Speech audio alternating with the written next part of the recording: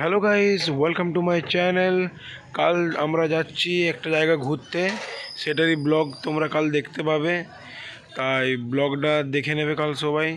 ব্লগটা শুরু হওয়ার আগে একটা ইন্ট্রো ভিডিও শুরু হয়ে যাবে, তারপরেই ব্লগ শুরু হবে।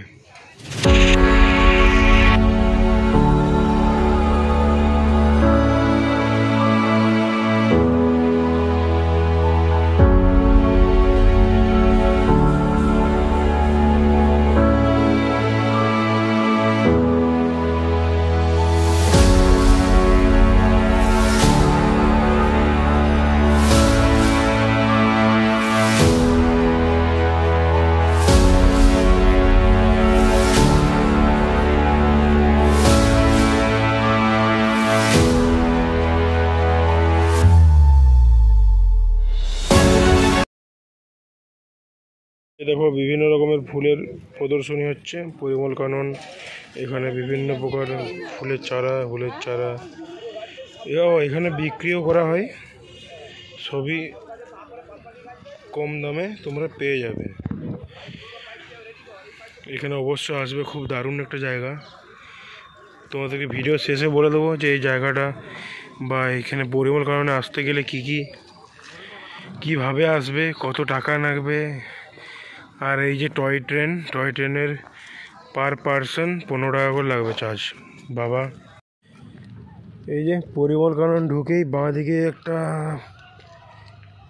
কিন্ডার গার্ডেনের মতো পড়বে, কিন্ডার গার্ডেন বললাম, বাচ্চাদের খেলার জায়গা, ফুলের জায়গা, বিভিন্ন রকমের ডিজাইন করা হয়েছে পাতাগুলো কেটে।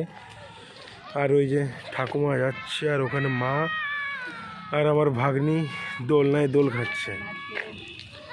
আর এই যে দেখতেই পাচ্ছ পাতার সব ডিজাইন সব কেটে কেটে করা হয়েছে।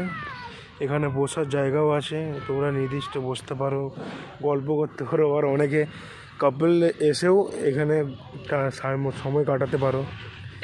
হ্যাঁ, কাপলদের জন্য পুরো ফ্রি অফ কস্ট। কাপলদের জন্য কোনো প্রবলেম নেই আসার, কাপলরাও আসতে পারো, কোনো সিকিউরিটি প্রসেসও লাগবে না এখানে।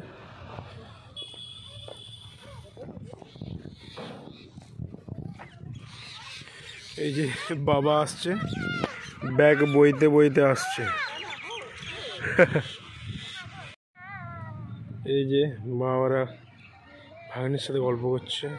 এই যে এক ঠাকুমা, এক দিদা আর এই ভাগ্নি মজা নিচ্ছে, বাবা ঘোরাচ্ছে। দেখো তোমরা পাগলামি। এই যে এখানে মুড়ি খাওয়ার প্রিপারেশন হচ্ছে।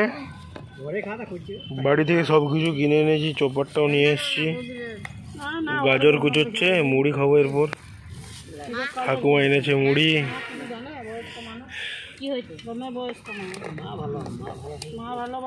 সব কিছু এনেছি।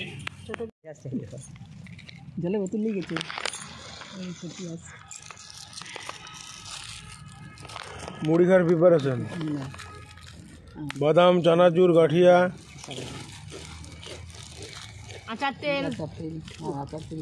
দিদি বের করছে আচার তেল, আমি খাচ্ছি লেস।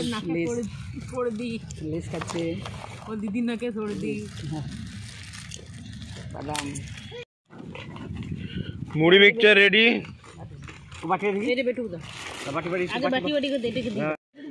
এখানে নতুন নতুন গাছের আবির্ভাব, অসাধারণ সব গাছ।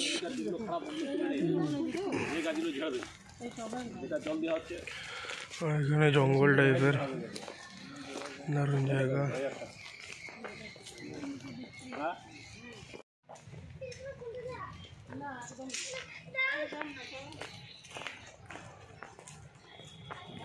দিদি জামাইবাবু ফটোশ্যুট করছে। এখানে ভিতরে সব রকমের দোকান পেয়ে যাবে, হোটেল পেয়ে যাবে। এই যে আচ্ছা, আইসক্রিমের স্টল, কুলফি নিয়ে নিলাম। ঠান্ডা লেগেছে তবুও কুলফি নিলাম, কি করবো, গরমও করছে। ফটোশ্যুট হচ্ছে সানগ্লাস পরে, দিদি ফটোশ্যুট করছে, ভাগ্নিও কুলফি নিয়েছে। মজার সব দৃশ্য, কান ধরে ধরে ফটো তুলছে। টয় ট্রেন, তোমরা চাইলেও এখানে বসতে পারো। টিকিট মূল্য পার পার্সন 15 টাকা। তবে 5-6 জন না হলে এখানে গাড়ি চালানো হবে না, গোটায় ঘুরিয়ে দেখাবে। অ্যান্ড ফাইনালি অনেকক্ষণ ঘোরাঘুরির পরে এই বেঞ্চে বসে আছি। ওখানে ভিতরে দেখবে বেঞ্চ বিভিন্ন জায়গাতে আছে, বিভিন্ন গাছের নিচে। এই একটা বড় গাছ, বড় গাছের নিচে দেখবে বিভিন্ন বেঞ্চ আছে, অনেকগুলো বেঞ্চ আছে। তার মধ্যে একটু বসে জিরিয়ে নিচ্ছি। প্রচুর হয়রান হয়ে গেছি, আর আজকে রোদের জোরটা ভালোই লাগছে দেখছি, খুব জোর। ওই জন্য একটু জিরিয়ে নিচ্ছি। এরপর ভাবছি একটু রেস্ট নিয়ে তারপর হোটেলে যাব খেতে। তো তোমরা দেখতে থাকো, সেটাও দেখতে পাবে। বেঞ্চ থেকে এটা ভিউ। এ আমার ব্যাগ, জুতো সব খুলে দিয়েছি, যা পায়ের অবস্থা গরমে একদম ভেপে গেছে। আর ওখানে ওই যে জামাইবাবু শুয়ে আছে, বাকিরা ঘুরছে। বসে থাকার বেঞ্চ থেকে এটা হচ্ছে ভিউ, দারুণ একটা ভিউ, দেখে নাও তোমরা। ফাইনালি আমরা আবার চন্দ্রকোনা রোড স্টেশনে চলে এসেছি ট্রেন ধরবো বলে। ঘুমো খড়গপুর ট্রেন ধরবো আবার। এই যে মা, বাবা, ভাগ্নে, ঠাকুমা, দিদি, জামাইবু সবাই চলে এসেছি। এরপর আবার ট্রেন ধরবো। ট্রেন এখন লেট আছে, মোবাইলে দেখলাম যে শালবনিতে আছে ট্রেন। তো দেখা যাক কতক্ষণে আসে। শালবনিতে লেট হয়ে গেছে ট্রেন। অ্যান্ড ফাইনালি ট্রেনে উঠে পড়লাম। তারপর দেখা যাক কখন বাড়ি পৌঁছাই। মনে হচ্ছে 5টা 5:30 বেজে যাবে। তো এখানেই ব্লগ শেষ করছি।